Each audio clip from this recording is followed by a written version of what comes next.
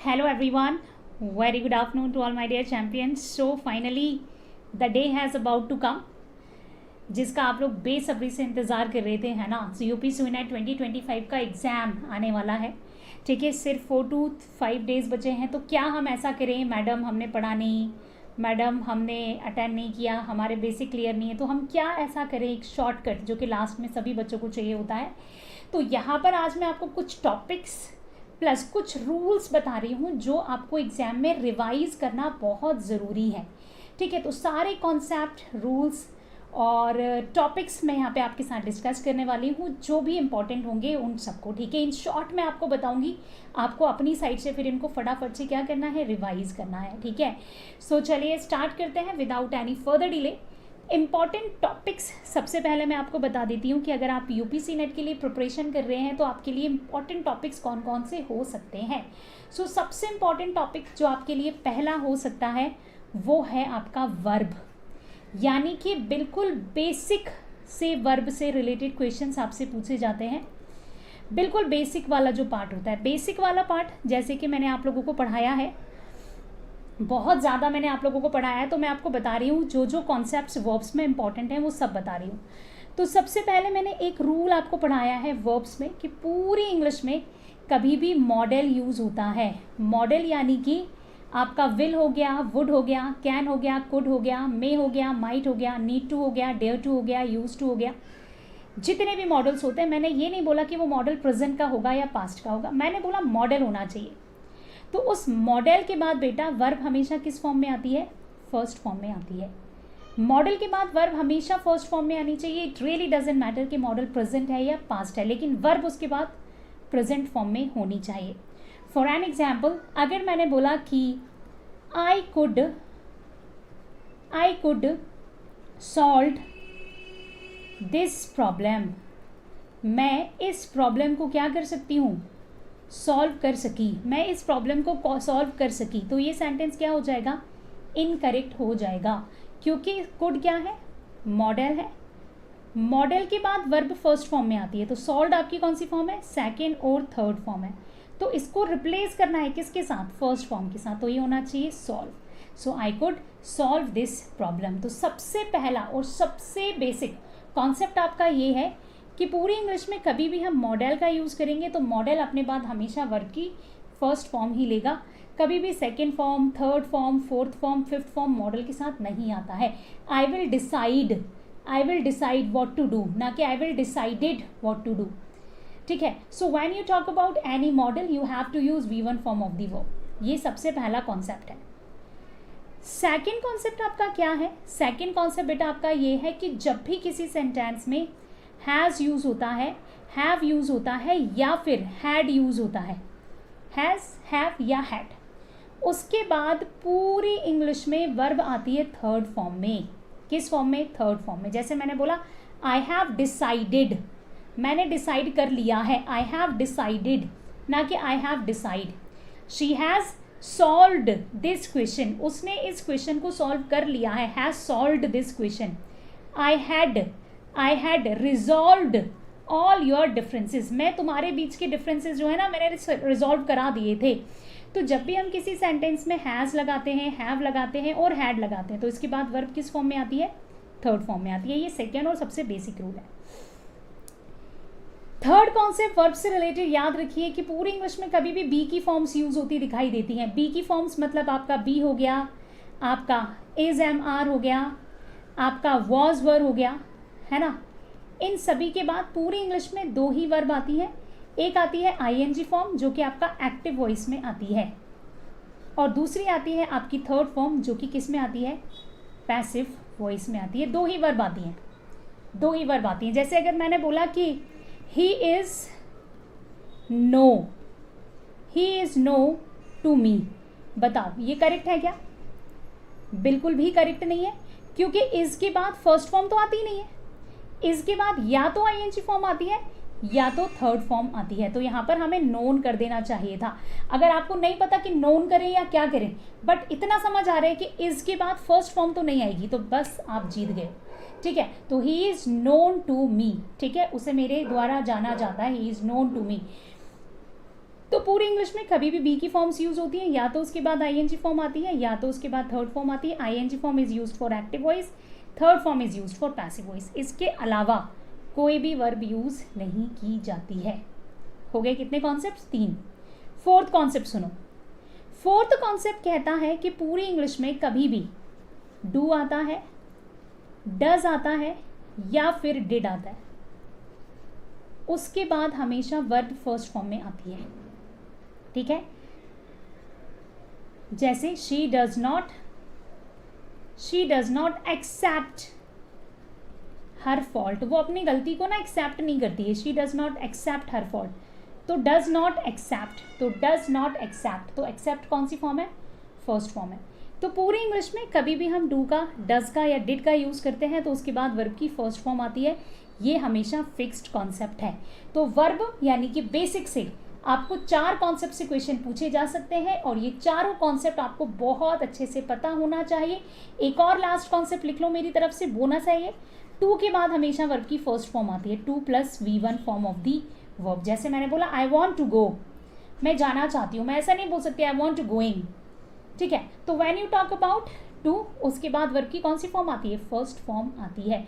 तो do, does और did के बाद फर्स्ट फॉर्म, टू के बाद फर्स्ट फॉर्म, मॉडल के बाद first form, has have had के बाद थर्ड फॉर्म, बी के बाद या तो आईएनजी या तो थर्ड. खत्म, वर्ब का चैप्टर ही खत्म. 5 रूल में वर्ब कंप्लीट. रिवीजन. सेकंड क्या है? Subject verb and agreement. Subject verb and agreement में आपके लिए बहुत इंपॉर्टेंट है, बहुत इंपॉर्टेंट. पूरा टॉपिक इंपॉर्टेंट है. इसमें मैं आपको क्या बताऊं? ठीक है, आपको मैं बस वो बता सकती हूँ जो कि बहुत ही ज़्यादा ही इंपॉर्टेंट है. मतलब कुछ कंजंक्शंस होते हैं जैसे कि विथ है, जैसे कि टुगेदर विथ है, जैसे कि अलोंग विथ है, जैसे कि एज वेल एज है, जैसे कि आपका और क्या हो सकता है? जल्दी बताओ. एक्कम्पनाइड टू है, एक्कम्पनाइड बाय. ये वो कंजंक्शन है जिनका मीनिंग होता है साथ. एक नाउन इनके पहले होता है, एक नाउन इनके बाद में होता है. तो इनके बाद जो भी वर्ब आती है वो हमेशा फर्स्ट नाउन के अकॉर्डिंग आती है. किसके अकॉर्डिंग आती है? फर्स्ट नाउन के अकॉर्डिंग आती है. बहुत इंपॉर्टेंट रूल है. जैसे मैंने बोला ही, तो मैं बोलूँगी as well as his friends. इसका मतलब हुआ कि वो और साथ ही साथ उसके दोस्त. ही as well as his friends, तो ये हो जाएगा हैज़ फेल्ड. फेल हो गए, सब फेल हो गए, गधे. वो भी फेल हो गया, उसके दोस्त भी फेल हो गए. तो सेंटेंस में एज वेल एज दिख रहा है. एज वेल एज के पहले वाला नाउन कौन है? ही. तो ही के अकॉर्डिंग आपको हैज़ लगाना है, हैव नहीं लगाना है. ठीक है, तो with, together with, along with, as well as, accompanied by. और ये जितने साथ वाले कंजंक्शन होते हैं ना, इनके बाद जो भी वर्ब आती है वो फर्स्ट वाले सब्जेक्ट के अकॉर्डिंग आती है. ये पहला रूल है. ठीक है, इसमें बहुत सारे रूल्स हैं. मैं आपको कितना बताऊं? मैं आपको ये बोल सकती हूँ कि भाई पूरा सब्जेक्ट वर्ब एग्रीमेंट रिवीजन कर लेना. फिर भी जो मोटे मोटे इंपॉर्टेंट कॉन्सेप्ट्स है वो मैं आपको बता देती हूँ. सेकेंड है, पूरी इंग्लिश में कभी भी आता है आइदर और, आपका आता है नाइदर नॉर, है ना. आपका आता है नॉट ओनली और बट ऑल्सो. इनके बाद जो भी वर्ब आती है वो या फिर और या फिर नॉर. इनके पहले भी एक नाउन होता है, इनके बाद भी एक नाउन होता है. तो यहाँ पर जो वर्ब आती है ना वो नियरेस्ट नाउन के अकॉर्डिंग होती है. किसके अकॉर्डिंग होती है? नियरेस्ट नाउन के अकॉर्डिंग होती है.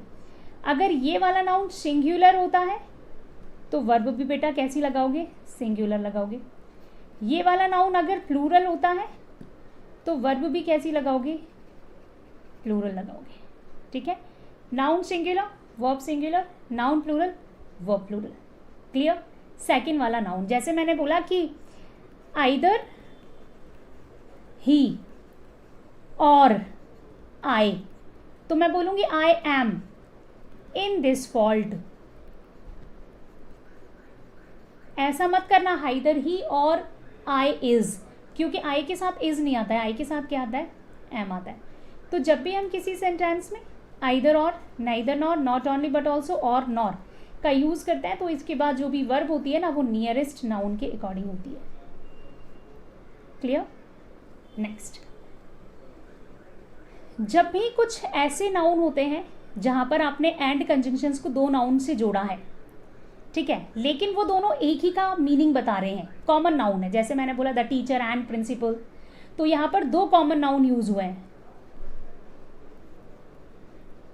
ठीक है। और अगर दोनों कॉमन नाउन के पहले एक ही आर्टिकल लगा है, आर्टिकल द, तो जो वर्ब होगा ना वो सिंगुलर होगा। कैसा होगा वर्ब बेटा? सिंगुलर होगा। फॉर एन एग्जाम्पल, जैसे मैंने बोला the teacher and principal, the teacher and principal, तो मैं बोलूंगी is coming into the class. Teacher और प्रिंसिपल क्लास में आ रहे हैं, तो टीचर भी आ रही है और प्रिंसिपल भी आ रहे हैं, लेकिन ये दोनों एक ही इंसान है। क्यों? क्योंकि दूसरे वाले नाउन के पहले आर्टिकल नहीं लगा है। अगर दोनों में से एक नाउन के पहले आर्टिकल लगा है और दूसरे के पहले नहीं लगा है, इट मीन्स वो एक ही पर्सन है, आपको उसके साथ सिंगुलर वर्ब लेनी है, ठीक है। और अगर दोनों के पहले अलग अलग आर्टिकल लगा है, ये ऐसा होता है the teacher and the principal, तो how many people? They are 2 people, 2 different लोग हैं, टीचर अलग है, प्रिंसिपल अलग है। उस सिचुएशन में क्या कर दोगे? आर कर दोगे, ठीक है। तो ये मैंने वो रूल पढ़ा है जो आपके लिए इंपॉर्टेंट है। वैसे तो मैंने आपको बोल दिया है सब्जेक्ट वर्ब एंड एग्रीमेंट का पूरा टॉपिक इंपॉर्टेंट है। इसमें वो वाला कॉन्सेप्ट भी याद रखना, वो दो नाउन जब एक जैसा मीनिंग देते हैं, जैसे bread and butter is essential for health, ठीक है, and horse and carriage stands outside, तो ये वो नाम है जो अलग अलग है, लेकिन हम एक साथ इनका यूज़ करते हैं। राइस एंड करी, राइस एंड पल्स, दाल चावल, ये एक डिश कंसीडर करते हैं इनको, तो इनके साथ वर्ब हमेशा कैसी आती है? सिंगुलर आती है। दूसरा आपका नेक्स्ट टॉपिक हो गया टेंस। टेंस में जितने भी क्वेश्चंस होंगे वो आपके टाइम से रिलेटेड आएंगे। मैंने आपको ऑलरेडी कीवर्ड्स पढ़ा रखे हैं कीवर्ड्स, कि भाई ये वाला टेंस है, इसके साथ ये वाला कीवर्ड यूज़ होता है, ये वाला टेंस है, इसके साथ ये वाला कीवर्ड यूज़ होता है। एवरीडे है, एवरीडे है, रेगुलरली है, डेली है, नेवर है, सेल्डम है, बेयरली है, रेयरली है। तो ये आपकी हैबिट्स को, रेगुलर एक्टिविटीज़ को बताते हैं। तो इनके साथ या तो प्रेजेंट सिंपल या तो पास्ट सिंपल टेंस लेना है। पास्ट का टाइम आ गया, yesterday, last year, last week, last month, last night, past simple tense लेना है। तो ये वो वाले कॉन्सेप्ट हैं जो मैंने आपको पढ़ा रखे हैं। अगर फिर भी नहीं समझ में आता तो टेंस ऐसा नहीं है कि मैं यहाँ 2-4 रूल्स में पढ़ा दूँ, आपको टेंस का मैंने बाकायदा पूरा टॉपिक का वीडियो रिकॉर्ड करके दिया है, सब्जेक्ट वर्ब एंड एग्रीमेंट का भी दिया है। तो ये दोनों टॉपिक्स को ना अगर आपका मन कर जाए तो जा करके मैंने रिकॉर्डिंग्स दी हैं इन टॉपिक्स की, तो वर्ब्स और सब्जेक्ट वर्ब एग्रीमेंट और टेंस दोनों की रिकॉर्डिंग देख लेना एक बार, सारे रूल रिवीजन हो जाएंगे, एकदम धन्य हो जाओगे तुम, है ना। कोई प्रॉब्लम नहीं है, बहुत ईजी है, 15-15, 20-20 मिनट के या फिर हार्डली 40 मिनट्स का टॉपिक है। एक कंडीशनल सेंटेंसेस। कंडीशनल सेंटेंसेस तो सभी को पता है क्या होते हैं। कंडीशन जिसमें आती है, कंडीशनल सेंटेंसेस, कंडीशन जिसमें आती है, सो उन सेंटेंसेस को हम बोलते हैं कि वो कंडीशनल सेंटेंसेस है, ठीक है। बहुत इंपॉर्टेंट सेंटेंसेस हैं ये। इसमें आपके ओवरऑल टोटल 4 to 5 रूल्स होते हैं, तो you must revise all the 4 and 5 rules, ठीक है। इसमें सबसे ज़्यादा जो क्वेश्चन आता है वो आपका सब्जंक्टिव मूड वाला आता है।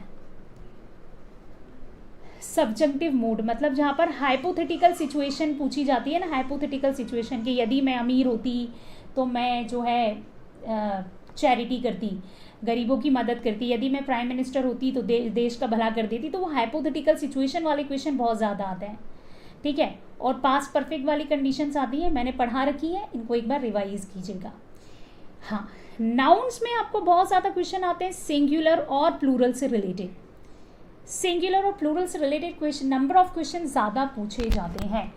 जैसे आपको पता होगा कि कोई भी वर्ड जिसके लास्ट में वी आता है, एफ ई आता है, उसको हम प्लूरल बनाते हैं तो वी ई एस कर देते हैं, ठीक है। जैसे कि लाइफ है तो लाइफ का क्या हो जाता है? लाइव्स हो जाता है।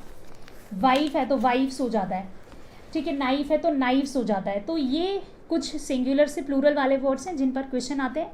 हाँ, कुछ नाउन्स हैं जो सेम रहते हैं जिनका नाउन में प्लूरल नहीं होता है। जैसे बिलीव है, इसका सेम ही रहेगा, क्या रहेगा? बिलीव्स। ये एक्सेप्शन, इस पे क्वेश्चन आएगा। जैसे रूफ है, छत, ये सेम रहेगा, इसमें एस लग जाएगा, रूफ्स। जैसे प्रूफ है, ये क्या हो जाएगा? प्रूफ्स हो जाएगा। ये सीधे प्लूरल बन जाएंगे, सीधे प्लूरल बन जाएंगे, ठीक है। चीफ है, चीफ, ये क्या बन जाएगा? चीफ्स। इस तरीके से प्लूरल बन जाएंगे ये सीधे, ठीक है। तो इन पर प्लूरल वाले कॉन्सेप्ट्स पर क्वेश्चन आता है। इसमें बहुत ज़्यादा ऐसा नहीं है कि बहुत डिफिकल्ट क्वेश्चन आता है। कुछ वर्ड्स होते हैं जिनका प्लूरल कैसा होता है, जैसे कि उसमें वॉल चेंज होते हैं। जैसे मैन है तो मैन का प्लूरल हो जाता है MEN मैन, विमेन है तो विमेन हो जाता है, फूट है तो क्या हो जाता है, फीट हो जाता है। ये आते हैं क्वेश्चन आते हैं इन पर, ठीक है। टूथ है तो टीथ हो जाता है, माउस है तो माइस हो जाता है, गूज है तो गीज हो जाता है। ये गूज गीज बहुत आता है, ये प्लूरल बन गया है। क्या करा प्लूरल बनाने के लिए, बस वॉल्स को चेंज कर दिया, वॉल्स को चेंज कर दिया तो ये प्लूरल बन गया। तो इस तरीके के क्वेश्चंस आपको बहुत ज़्यादा पूछे जाते हैं, मतलब सिंगुलर और प्लूरल आपको पूछा जाता है, ठीक है। प्रोनाउंस की अगर मैं बात करूँ, ये टॉपिक लिखा है मैंने प्रोनाउंस की अगर मैं बात करूँ तो प्रोनाउंस में आपको पार्ट्स ऑफ स्पीच से रिलेटेड क्वेश्चन पूछा जाता है कि रिलेटिव प्रोनाउन बहुत इंपॉर्टेंट है, इसको रिवाइज कीजिएगा। रिलेटिव प्रोनाउन में कहाँ से क्वेश्चन आता है, जैसे मैंने आपसे पूछा कि she is the girl dash I met yesterday, यहाँ पर हु आएगा, विच आएगा, दैट आएगा, तो आपको बताना है कि यहाँ पर हुम आएगा, है ना, हुम आई मैट यस्टरडे। तो रिलेटिव प्रोनाउन से रिलेटेड सारे कॉन्सेप्ट्स पता होने चाहिए, जो कि मैंने आपको पढ़ाए हैं ऑलरेडी। इंडेफिनिट प्रोनाउंस आपके लिए इंपॉर्टेंट है, उसको भी लिख लीजिएगा, अच्छे से एक बार रिवीजन कर लीजिएगा। इंडेफिनिट प्रोनाउन, रिलेटिव प्रोनाउन, ये वाला कॉन्सेप्ट हमेशा याद रखना। वर्ब के पहले सब्जेक्टिव केस के प्रोनाउन आते हैं और वर्ब के बाद ऑब्जेक्टिव केस के प्रोनाउन आते हैं। जैसे कि आई डिसाइडेड, है ना, कभी ऐसा मत करना मी डिसाइडेड, या आई हेल्प्ड, ही मत करना, हमेशा हिम लिखना, आई हेल्प्ड हिम। तो ये याद रखो, वर्ब के पहले जो प्रोनाउन होंगे वो सब्जेक्टिव केस के होंगे, वर्ब के बाद होंगे वो ऑब्जेक्टिव केस के होंगे, ठीक है। सो ये सब्जेक्टिव और ये ऑब्जेक्टिव केस के प्रोनाउंस आपको याद रखने हैं। और डिग्रीज ऑफ कंपैरिजन, मैंने आपको तीनों डिग्रीज पढ़ाई हैं। पॉजिटिव डिग्री मतलब जब भी हम किसी सिंपल पर्सन की बात कर रहे हैं कि वो अच्छा है, बुरा है, बहुत बुरा है, बहुत अच्छा है, उसका किसी से कंपैरिजन नहीं कर रहे। सचिन अच्छा प्लेयर है, Sachin is a good player, मैंने कंपैरिजन नहीं किया। गुड कौन सी डिग्री, पॉजिटिव डिग्री, पूछ लेता है कौन सी डिग्री है। कंपैरिजन दो लोगों के बीच में किया जाता है। मैंने बोला कि सचिन जो है वो धोनी से भी अच्छे हैं, तो मैं बोलूँगी कि Sachin is better than Dhoni. तो यहाँ पर दो लोगों के बीच में कंपैरिजन हो रहा है तो बेटर दैन लगाओगे, कंपैरेटिव डिग्री, ठीक है। सुपरलेटिव डिग्री, जब हम दो से ज़्यादा में से किसी एक इंसान को चुनते हैं, जैसे मैंने बोला कि जो सचिन है ना, ये सबसे अच्छे प्लेयर हैं टीम के, तो टीम में बहुत सारे लोग होंगे, उनमें से मैं एक की बात कर रही हूँ, तो मैं बोलूँगी Sachin is the best player of the team. तो best is the superlative degree. So degrees of comparison obviously क्या है, जहाँ पर आप कंपैरिजन कर रहे हो, कंपेयर कर रहे हो, और तीन तरह के कंपैरिजन होते हैं, मैंने आपको बता दिए हैं। और इनसे पूछा जाता है कि भाई एक इंसान की बात हो रही है तो पॉजिटिव डिग्री लगा दो, दो की बात हो रही है तो कंपैरेटिव डिग्री लगा दो, और दो से ज़्यादा की बात हो रही है तो सुपरलेटिव डिग्री लगा दो। बस ये है आपका डिग्रीज। पूछ लेता है कि भाई इसमें से कंपैरेटिव डिग्री कौन सी है, पॉजिटिव डिग्री कौन सी है, तो आपको पता है, मैंने बता दिया है। और पार्ट्स ऑफ स्पीच, इसको तो रिविजन ही करना पड़ेगा, ठीक है। पार्ट्स ऑफ स्पीच सेशन में आ रहे हो ना रेगुलर, कितने बच्चे सेशन में आ रहे हैं रेगुलर, है ना। आर्टिकल के बाद नाउन आता है, नाउन के पहले एडजेक्टिव आता है, वर्ब के पहले प्रोनाउन आता है या नाउन आता है। तो ये आपके पार्ट्स ऑफ स्पीच से रिलेटेड क्वेश्चन है, इनको तो प्रैक्टिस से करोगे। अभी हम जितने भी दिन क्लासेस बच रही हैं, अभी हम सब में पार्ट्स ऑफ स्पीच से रिलेटेड क्वेश्चंस करने वाले हैं, तो डेली आओ क्लासेस में। आर्टिकल्स तो छोटा सा टॉपिक है ना। ए और एन कभी भी यूज़ होगा, उसके बाद जो भी नाउन होगा वो सिंगुलर होना चाहिए। द यूज़ होगा, उसके बाद वाला जो नाउन होता है वो सिंगुलर भी हो सकता है, प्लूरल भी हो सकता है, ठीक है। ये अननोन के लिए यूज़ होता है, ये नोन के लिए यूज़ होता है। कुछ जगहें हैं रिस्ट्रिक्टेड एरियाज जहाँ पर आर्टिकल नहीं आता, आपके नाम के पहले, मेरे नाम के पहले, देश के नाम के पहले आर्टिकल नहीं आता है, ठीक है। किसी की बीमारी के पहले, किसी लैंग्वेज के पहले, किसी सीज़न के पहले, जैसे समर है, विंटर है, इनके पहले भी आर्टिकल नहीं आते हैं, बीमारियों के पहले भी नहीं आते हैं। तो ये कुछ चीज़ें हैं दैट यू मस्ट रिवाइज, ठीक है, जो आपको रिवाइज करने की ज़रूरत है।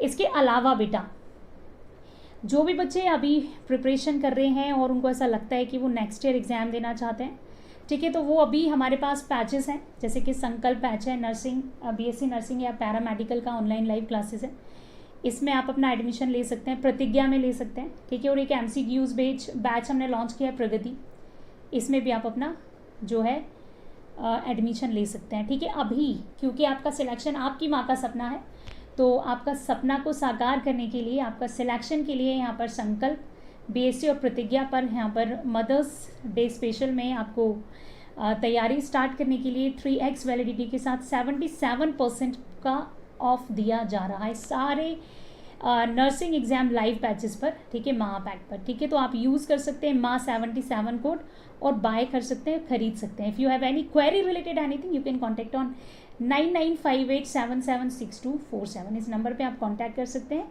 और आप उससे रिलेटेड चीज़ें पूछ सकते हैं, ठीक है। If you still have any doubt in anything guys do let me know in the comment box, ठीक है। और सारे बच्चे मुझे कमेंट करके बताएंगे कि आपको कैसा लगा ये वीडियो, आपके लिए फ्रूटफुल है या नहीं है। अगर आपको ज़रूरत होगी तो इस तरीके का 1-2 वीडियो मैं आपके लिए और बना दूंगी। So bye guys, take care of yourself, thank you so much and will meet you in your class. Thank you.